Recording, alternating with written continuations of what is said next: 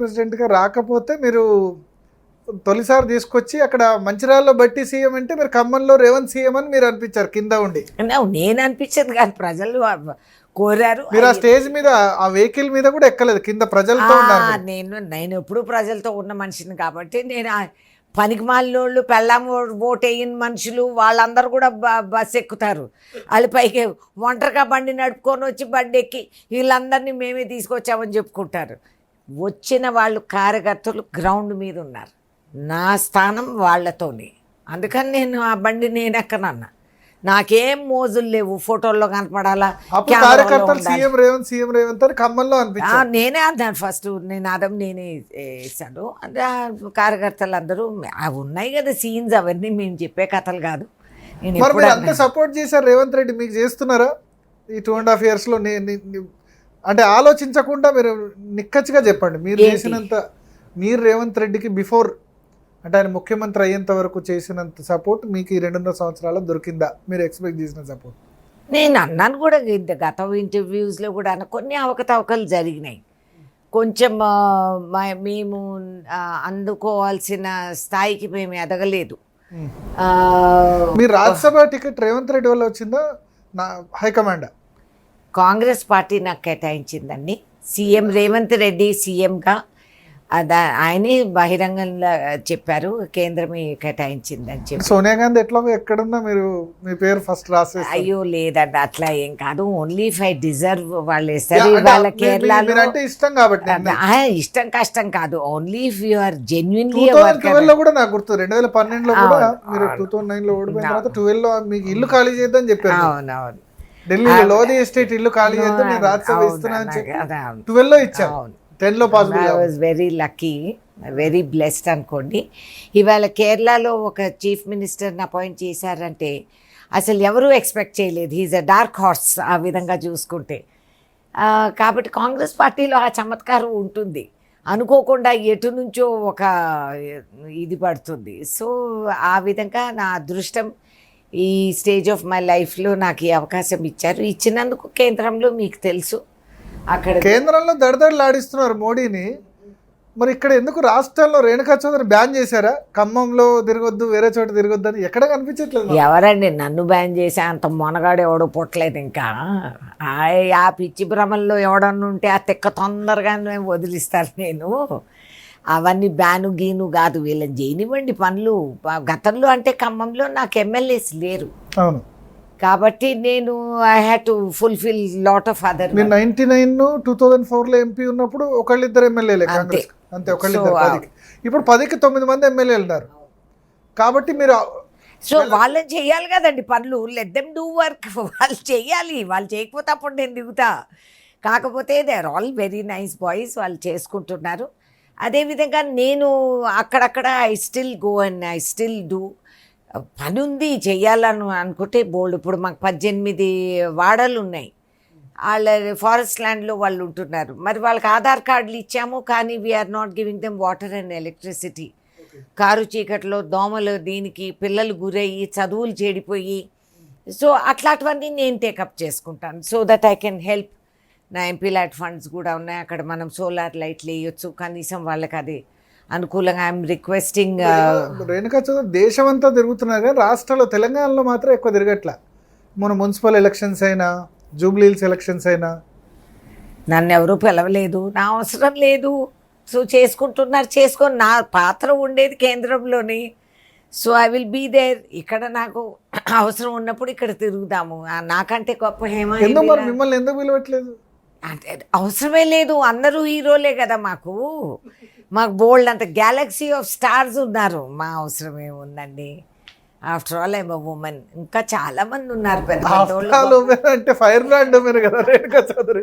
హేమీలు అందరూ ఉన్నారు కదా, వాళ్ళందరూ తిరిగేసి వేసేసి వెరీ గుడ్, మంచిదే కదా. They should work.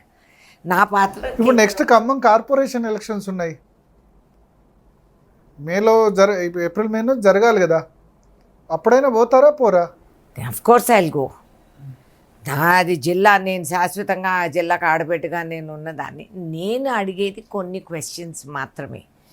మీరు కేటాయించిన బాధ్యత ఎవరెవరికి పోస్టులు ఇచ్చారో, హౌ ఆర్ దే క్వాలిఫైడ్ నాకు చెప్పండి. ఇది నేను అడిగే రహస్యం కాదు కదా. బహిరంగంగా మీరు పేపర్లు ప్రింట్ చేసి నోటీసులు ఇచ్చారు, అందరూ చదివారు, ప్రతిపక్ష నాయకులు చదివారు, లోకల్ వాళ్ళు చదివారు, అందరూ చదివారు. అందరూ అదే సవాల్ అడుగుతున్నారు, వీళ్ళు ఎవరు మేడం అని. 18 ఏళ్లగా ఎవడు అడ్రస్ లేని అదవల్ని తీసుకొచ్చి మేము పోస్టులు ఇస్తే పార్టీ నాశనం అవ్వదా? మీరు మరి మీనాక్షి నటరాజన్ దృష్టికి, మహేష్ కుమార్ గౌడ్ దృష్టికి, రేవంత్ రెడ్డి దృష్టికి తీసుకెళ్లారు? అవును, of course I have taken all. ఏమన్నారు మరి వాళ్ళు? నేను స్టెప్స్, ఇప్పుడు వాళ్ళు యాక్షన్ తీసుకుంటారు. They have to know. లేకపోతే మీరు పదవుల్లో ఎందుకు ఉన్నట్లు? ఇప్పుడు నేను ఇది ఈ మాత్రం నేను తీసుకురాకపోతే, నేను మీ దృష్టికి తీసుకురాకపోతే ఐఎమ్ ఆల్సో ఫెయిలియర్. నాకు అలవాటు లేదు ఫెయిలియర్గా ఉండటం. నేను అడిగేది only logical questions. Who are these people? ఏ విధంగా ఎవరు రికమెండ్ చేశారు నాకు? I want those facts. ఎవరు రికమెండ్ చేశారు? సంపాదన డెవలప్మెంట్ కార్పొరేషన్ అయితే బట్టి విక్రమార్క అంచరుడు. అదే మీరు చెక్ చేయండి, మీరు జర్నలిస్ట్, మీరు చెక్ చేసి చెప్పాలా. ఇప్పుడు వైరా టౌన్లో డిసిసి ప్రెసిడెంట్, హస్తకళా corporation chairman, BC welfare corporation chairman, SUDA chairman, ఆ తర్వాత మహిళా కాంగ్రెస్సు, ఇలా బసవరాజు శ్రీనివాస్, ఎరుపాల మదిర, బ్రాహ్మణ కార్పొరేషన్. Who is he? నాకు వ్యక్తిగతంగా వాళ్ళతో ఎటువంటి విరోధము లేదు. ఎవరో కూడా బ్రాహ్మణ ఆర్గనైజేషన్స్ లో యాక్టివ్ ఉన్నారు. ఆయన యాక్టివ్ ఉండని. Who is he? Sridhar Babu recommendation. No maybe గీబీ కాదు. I want to know. So ఒక్క వైరా టౌన్ కి ఎన్ని పోస్టులు ఇచ్చారు? ఇచ్చారు. అది ఏ విధంగా అది న్యాయము? How is that going to be conducive? అంటే మిగతా మా జిల్లాలో మిగతా ఏరియాలు ఎవరూ పనికిరాలేదు. ఎన్నో త్యాగాలు చేసి ఆస్తులు పోగొట్టుకొని పార్టీకి పనిచేసిన వాడికి ఏం కోరతారండి? ఒక గుర్తింపు, ఒక మర్యాద, ఒక గౌరవం.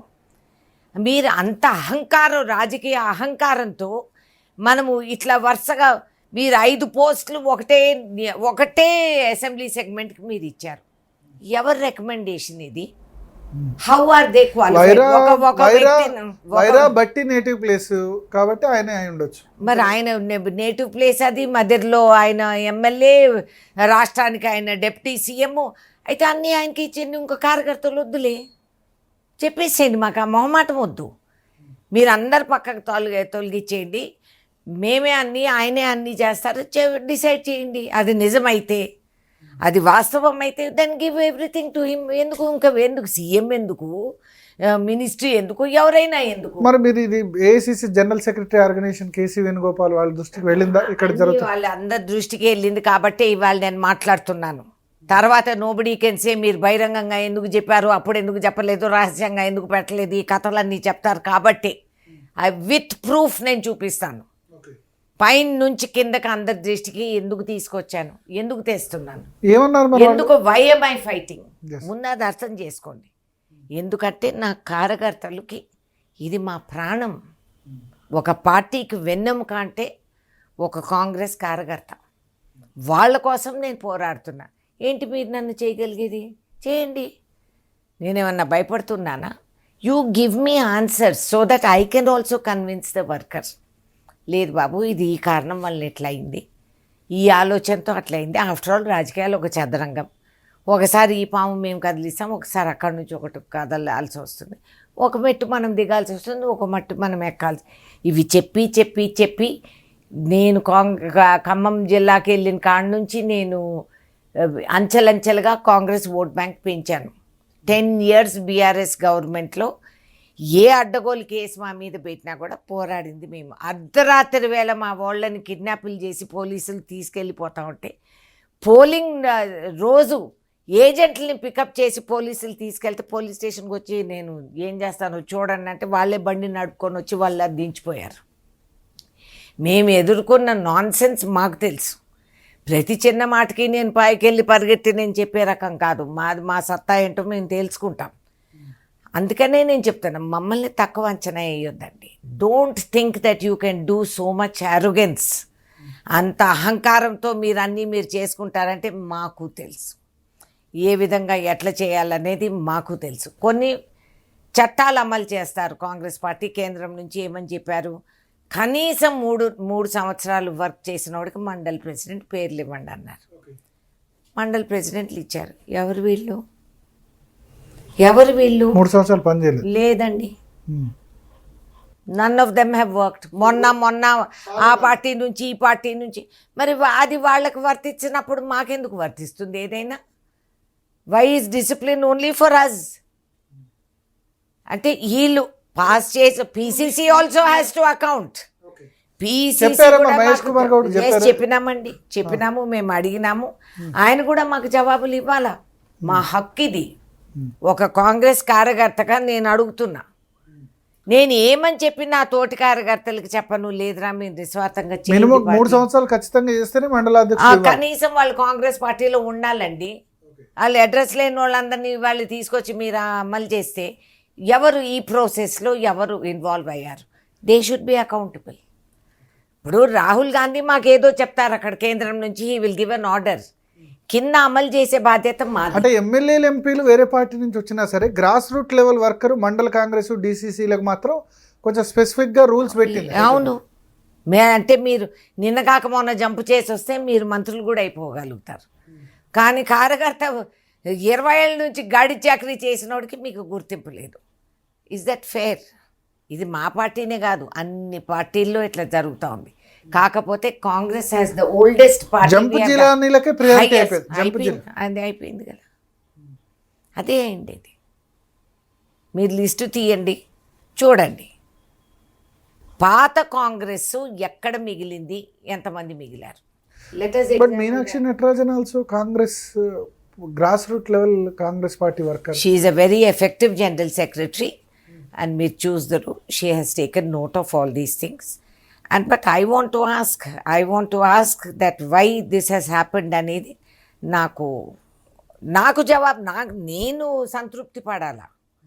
అప్పుడే నా కంఠంలో నిజం అనేది కంగుమంటుంది. నేను 10 మందికి నేను నచ్చ చెప్పుకోగలుగుతాను. నా జూలైలో ఇప్పుడు మళ్ళీ కార్పొరేషన్ పోస్టులు ఇంకో కొన్ని, ఈ క్యారెట్లు మాకు ఇవ్వద్దండి. జూలైలో మీరు మొన్న వచ్చినోడికి ఇవ్వాల్సింది నాగమని, ఒరే నువ్వు 6 నెలలన్నా పని చేయరా బాబు, ముందు పార్టీ జెండా పట్టుకొని తిరుగు. పార్టీ నుంచి వచ్చిన వాళ్ళకి ఎక్కువ పదవులు దక్కుతున్నాయి అంటారు కాంగ్రెస్ లో. అదే ఒక కంప్లైంట్ వచ్చింది మరి కార్యకర్తల దగ్గర నుంచి. అది మనం నచ్చ చెప్పుకోవాలి కదా, చెప్పాలి కదా. ఎవరు టీడీపీ అనేది నాకు లెక్కలు లిస్టులు పంపిస్తున్నారు అందరూ.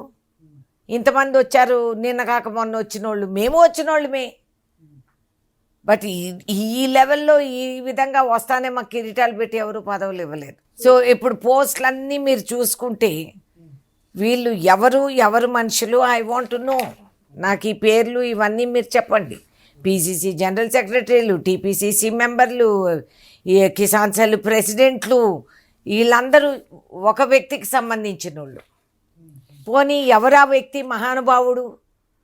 అబ్బో ఏదో వీరేశలింగమో ఇంకెవరో అన్నా ఉండింటే మాకు గొప్పగా ఉండేది. ఎవరండి వీళ్ళు? ఈ పేర్లు ఇచ్చింది ఎవరు? I want that accountability. Deputy CM, CLP leader. నాకు జవాబు గతంలో సిఎల్పి లీడర్ గా ఉండి 5 సంవత్సరాలు ప్రతిపక్షంలో ఉండి అధికారంలో పాదయాత్ర చేసి అధికారంలోకి తీసుకొచ్చారు.